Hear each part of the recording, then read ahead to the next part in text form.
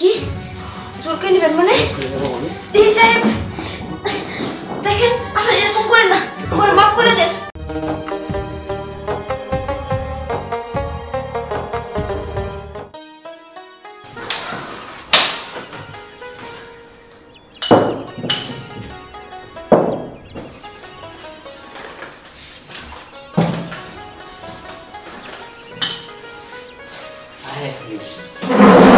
তোমার এক নজর না দেখলে আমার ভালো লাগে না। আমারও তোমার না দেখলে ভালো লাগে না। তুমি কাজ করে আইছো? কাজ করে আইছি তাই কি তোমার একটু উপকার করি? না আমি করি, তুমি তো কাজ করো আমিও কাজ করি, তোমার একা একা তো কষ্ট দেন যাইবো না। থাক তোমার কিছু না না দুইজনে একসাথে কাজ করি। আমি একা একা কাজ করতে ভালো লাগে না জানো? আমার একা একা কাজ করতে ভালো লাগে না, কি করব কিছু করার নাই, দুজন তো একসাথে করতে পারি না। আমি কি করবো কও? আমিও তো তোমার আশায় আসি না স্যার, এই বাসা থেকে কবে যাইতাম গা। ও আচ্ছা তো ভালো হয়েছে, তো তুমি এই কাজটি করো। আর ওই যে ওই পাশে ছাদে আর ম্যাডামে ভাত কুতুরি উপর যাই করছে, ডাস্টবিনে ফালাই দেয়। হাই হাই হাই, আমরা এই ভাতের কষ্টের জন্য আজকে শহরে আইছি, আর সেই ভাত সাহেবেরা ফেলাই দেয়, নষ্ট করে ফেলাই দেয় না? হ্যাঁ তো বড় লোক মানুষ, আমি তো গরিব না, কি করব তার জন্য এরকম। কি আর কম, ভাতের জন্য আজকে আমরা শহরে। আচ্ছা আচ্ছা তুমি যাও, এটুকু কাজ ছাড়ো। আচ্ছা ঠিক আছে, এটুকু মোছো ভালো করে। আচ্ছা মুস্তাছি আমি।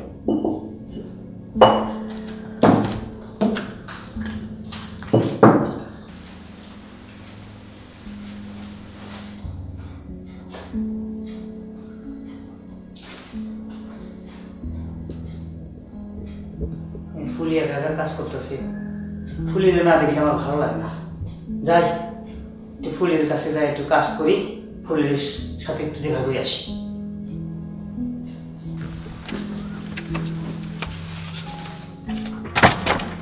কি ব্যাপার, তুমি কোথায় যাচ্ছ? দেখো আমি একটু ডক্টরের কাছে যাব। ডক্টরের কাছে যাবে? হ্যাঁ কিন্তু আমি এইমাত্র আসলাম, তাছাড়া শরীরটা আমার টায়ার্ড লাগছে, তুমি একা যেতে পারবে তো?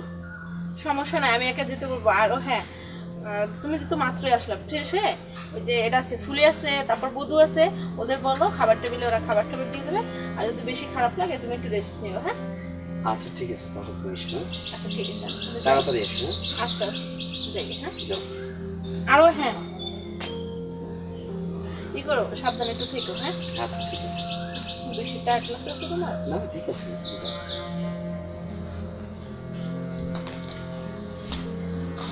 ডাক্তারের কাছে যাচ্ছি, বধূ আছে, ফুলি আছে। বধূ ওইটা কোনো ব্যাপার না, ফুলি আজকে দিলে সুবর্ণ সুযোগ, এই সুযোগে ফুলির সাথে আমি কামটা সেরে ফেলাই।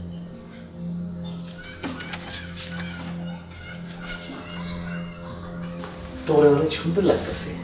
আরে সাহেব কি কইতেছে? আর তাছাড়া তোর চেহারা তো অনেক সুন্দর, তুই এত সুন্দর চেহারা নিয়ে কাম করিস আমাকে বাড়ি, ঠিক আছে কাম করিস, কাম করবি, গরিব মানুষ, কিন্তু তুমি চেহারাটা তো একটু কাজে লাগাবি।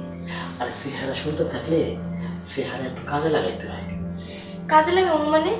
এসব কি কইতেছেন সাহেব? এই যে যেমন তোর দেহটা, তোর শরীরটা, তোর শরীরে শক্তি আছে, তাই তুই এসে আমার বাড়িতে কাম করিস, তাই না? এই চেহারাটা সুন্দর, এই চেহারাটা কাজে লাগাইতে গেলে মনে কর যে এই সাহেব টাইপের সাথে সময় দেওয়ার দরকার আছে মাঝে মাঝে। এগুলো কি কইতেছেন আপনি? আরে কি কইতেছি মানে শোন, আজকে বাড়িতে তোর ম্যাডাম নেই, তোর ম্যাডাম ডক্টরের কাছে গেছে, এই তো হয়তো বা কিছুক্ষণের ভিতরে চলে আসবে, তার ভিতরে তুই আমার একটু সময় দে, মনে করতে সমস্যা নেই, তুমি এই মাসে ডাবল বেতন দেবো, লাগলে যা দরকার, এই যে পুরো জামা গাইছিস না, নতুন নতুন জামা কাপড় বানাই দেবো, তুই মধ্যে আমার কথাটা শোন, দেখ বলে তোর মধ্যে আমার খুব খাইস, তোর চেহারা আমার অনেক ভালো লাগে, ঠিক আছে মাইয়া তুই আমার কথা তুই শোন। আমার পক্ষে এসব করা সম্ভব না, আপনারা বড় লোক দেখে আমরা গরিব মানুষ দেখে আমরা কাজ করে খাইতে আসছি, আমরা ইজ্জত দিতে আসি নাই আপনাকে কাছে। ইজ্জত তুই দিবি না? দিবি না তো ইজ্জত?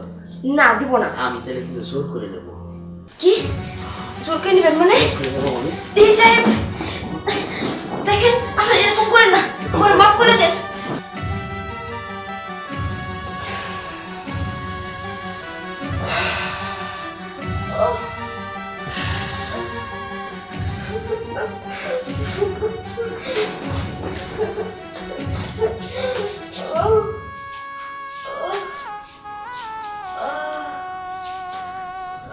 ফুলি ফুলি, আমি তো সবই দেখলাম দরজার ফাঁক দিয়ে। বড় সারে তোমার যে কিছু করে গেছে সব দেখছি। আসলে কি করবো, তাদের কাছে অনেক টাকা পয়সা আছে, বাবার সাথে তো আমি মারামারি করেও পারবো না। দেখি দেখি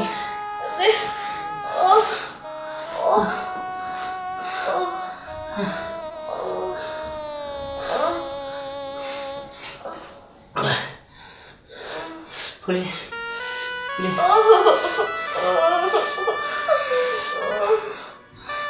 অনেক ব্যথা করতেছে, আসলে বলতে পারতেছি না। আমি ঠিক আছে, যাও। আমি ঘুমাইবো।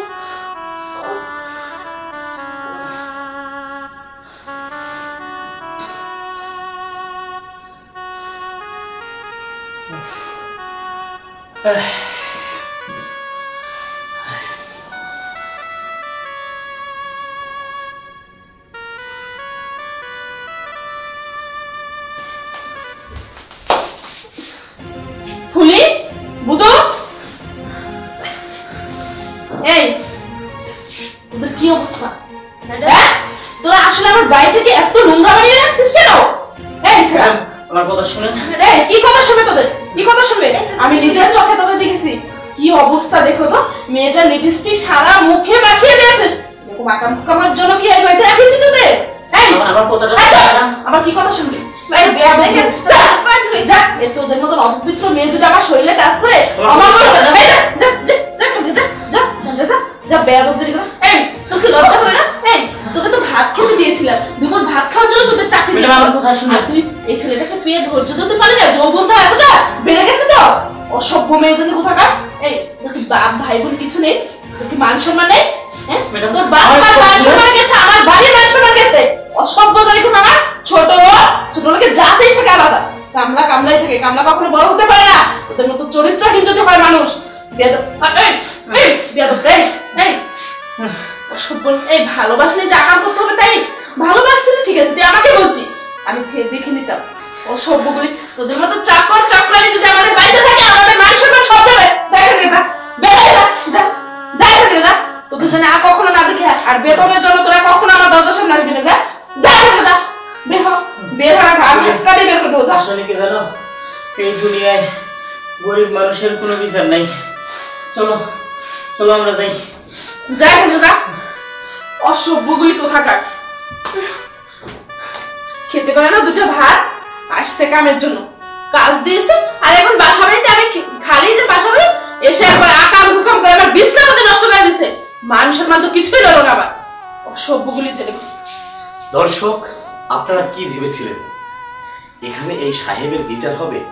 তাই ভেবেছিলেন? এই গল্পে, এই শর্ট ফিল্মে এই সাহেবের বিচার হলে শর্ট ফিল্মের পূর্ণতা পেত, কিন্তু বাস্তবতা ফুটে উঠত না। তাই আমরা এই পূর্ণতা দিলাম না। বাস্তবিক পক্ষে গরিবের জীবনে এমনই ঘটনা নেমে আসে, গরিবের কোনো বিচার নাই, কোথাও গরিব বিচার পায় না, গরিব কোথাও বিচার পায় না। তাই আমার এই গল্পে, আমার এই শর্ট ফিল্মে আমি পূর্ণতা দিলাম।